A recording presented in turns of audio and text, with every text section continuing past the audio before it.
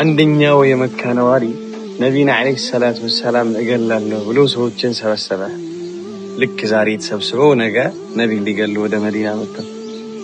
ነቢዩ አለይሂ ሰላቱ ወሰላም መዲና እያሉ ይህን ኸበር ይህን ዜና ይሰማሉ። ከዛ ሰሓቦቻቸውን ሰብሰብ አድርገው መን የክፊኒ ሃዛ ረጁል፣ ይህንን ሰውዬ ማን ነው የሚበቃኝ፣ ማን ነው የሚገልልኝ አሉ።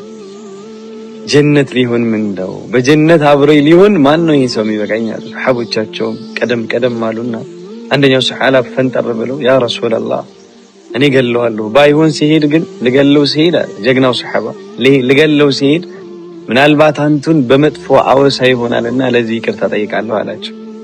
አብሽር አሉት። ከመዲና ተነስቶ ወደ መካ 400 ኪሎ ሜትር ሱብሃንአላህ ግመሉን ይዞ ሄደ። ወደ መካ አካባቢ ሲደርስ ግመሉን ቀስ ብሎ ለቀቃትና የጠፋች እንድትመስል። ከዛ ወደ መካ ገባ ሲል ግመል ያገኘ እያለ መጮህ ጀመረ ማለት።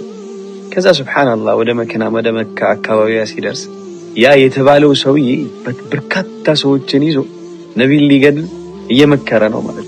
ከዛ ቀስ ብሎ ጠጋ ብሎ ሁኔታውን ካዳመጠ ሁኔታውን ተጨባጩን ከተረዳ በኋላ የሙሐመድ ስም ሲወሳ ይሄ ሙሐመድ መገደል አለበት፣ ይሄ ሙሐመድ መገደል አለበት ሲል ጮኸ ማለት ነው። ሁሉም ወደዱት ሱብሃንአላህ። ሁሉም በቃ ጀግና መሰላቸው ነው። ሙሉ ተከታትሎ ወደ ምሽት ላይ ሁሉንም በየቤታቸው ሄዱ። ነገ ጧት ተነስተን ነቢዩን እንገድላለን ሲላቸው እዛው ቆየና ማደሪያ ሲያጣ በቃ እኔ ጋር ታድራለሁ ብሎ እዛ ዋናው ሰውዬ ጋር መሄድ ጀመረ ማለት ነው። ኢንሻአላህ ከገባ በኋላ የሚቀጥለውን ፓርት ሌላ ቀን እናያለን። ሰላም አለይኩም።